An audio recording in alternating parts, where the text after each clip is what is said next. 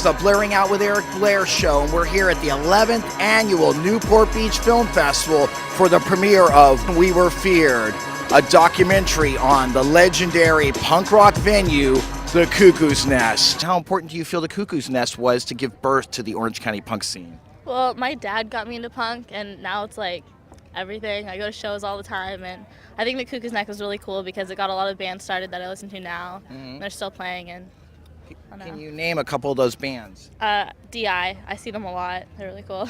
You like DI? You like Casey? Yeah, Casey's cool. Uh-huh. I love Casey. Nice. And then you? Yeah, the same with me. My dad he grew up in it, so I grew up listening to The Clash, The Ramones, Toy Dolls, all that. So, and DI is my favorite too. We see them all the time. Now, how did you guys learn about the Cuckoo's Nest? I heard about it before, but I didn't really know that much about it until the whole movie came out. So. Just grow up hearing about these shows that were so amazing, and this place was always one of them. That was the place that you wanted to go to see a show. At the premiere for We Were Feared with the director, Jonathan Mills. Now, Jonathan, why this subject? What did you feel was important about telling this story? This story was really about Jerry Roach and his story. I mean, this is about a guy who fought the law at the time. The law won at the time. It's a story that never got told to me in its full entirety, and it needed to be told. And we're able to put this thing together and tell that story in a way that we think is really effective. This is Casey Royer from the band DI, originally the architect of the adolescents and social distortion. Casey, give us a couple of legendary stories from your time at the Cuckoo's Nest. Cuckoo's Nest, big fight, giant fight. Cowboys at Zuby's right next door against the punks, right? Okay, police, charge in a major format. Everyone went under cars and just hid under the cars.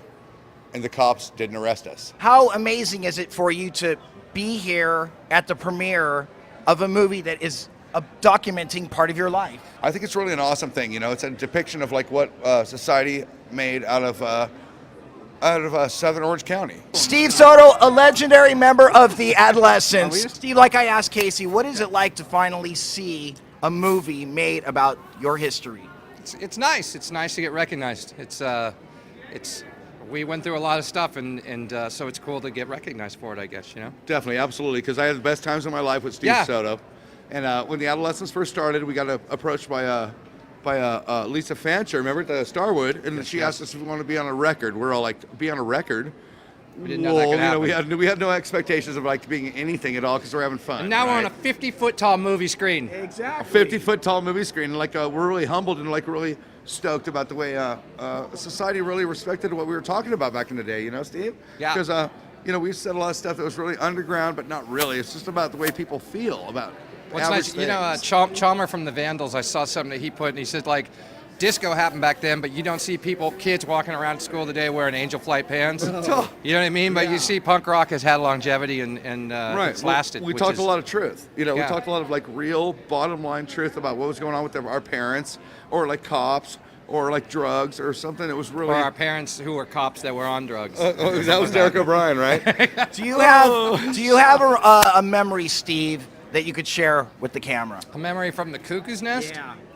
Or me. Oh, I got a Casey memory. The first time I met Casey, you told me you were a satellite and you walked around a group of people for 10 minutes. I did. I was a satellite.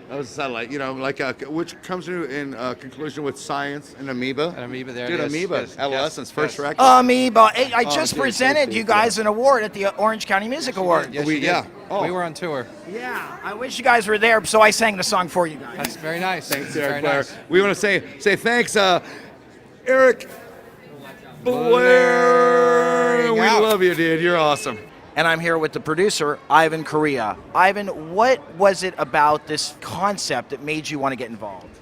Well, I think we were really driven to this particular story when we met Jerry Roach, and we saw that this franchisement of these kids in Orange County and the divergence of kind of the bedroom community that Orange County was back in the day, and the latchkey kids, and how they needed an outlet to have a place to kind of exercise their angst, and they gave them, Jerry Roach provided that venue, and the kind of the rise and the fall and the social stigmatism of punk rock at the time, and eventually what that led to, the Green Days and the Blink-182s and Offspring and all those type of bands and the Warped Tour and all that kind of came out of this scene. So I thought it had some social relevance.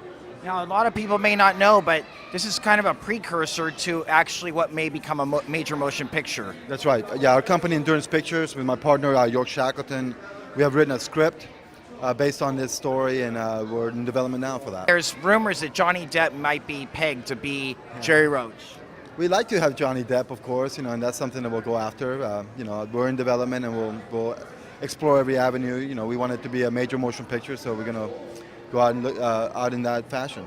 We're here with Andrew Simonson, and he actually attended the Cuckoo's Nest back in the day. And Andrew, you have a great story about the Cuckoo's Nest. Oh yeah, I was there for all the highlights, but I remember one time the city council was trying to put a ban on the club, and I went up there in front of the city council in Costa Mesa, and I talked to the whole council in the audience, and I said, you really should keep this place open, because if you don't let the punkers hang out there, they're going to up your neighborhoods, and you want to keep an eye on them and keep them where you can keep an eye on them instead of letting them go amok in the streets. Yeah. So I don't know that went over too well with them, but it made sense to me.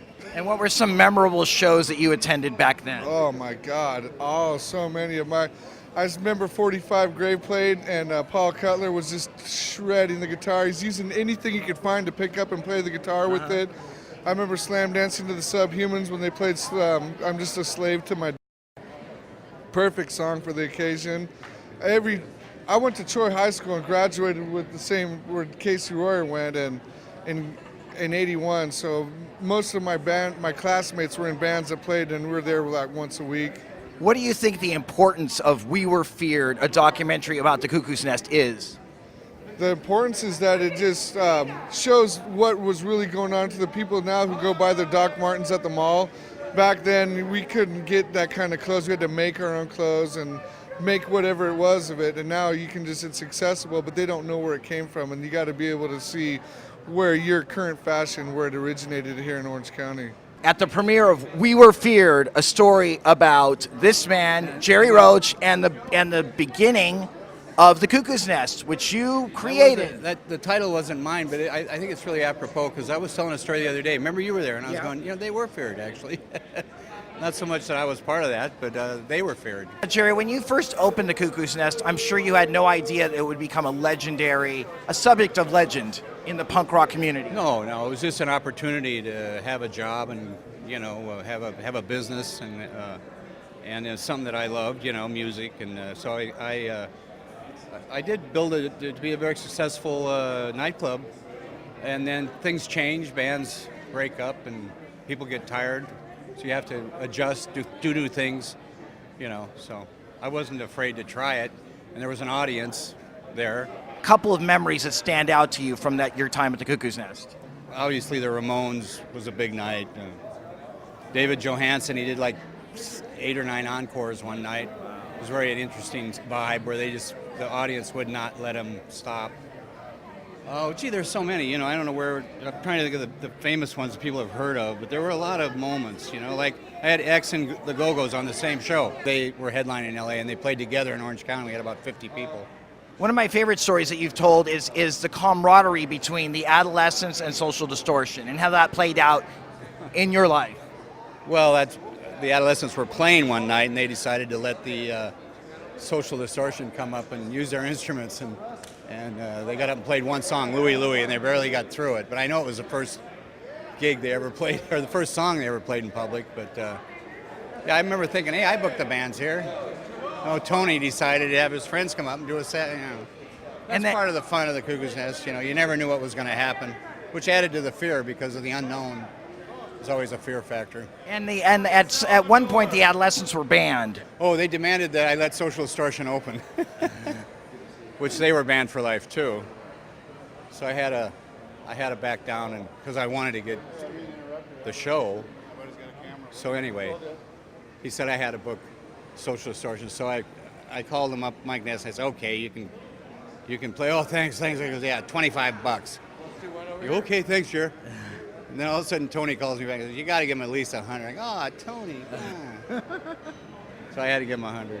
What do you think is the most important thing about We Were Feared, the story of the Cuckoo's Nest? It just kind of sets a lot of things straight. And it's interesting to talk to kids that were there and then get their take 30 years later.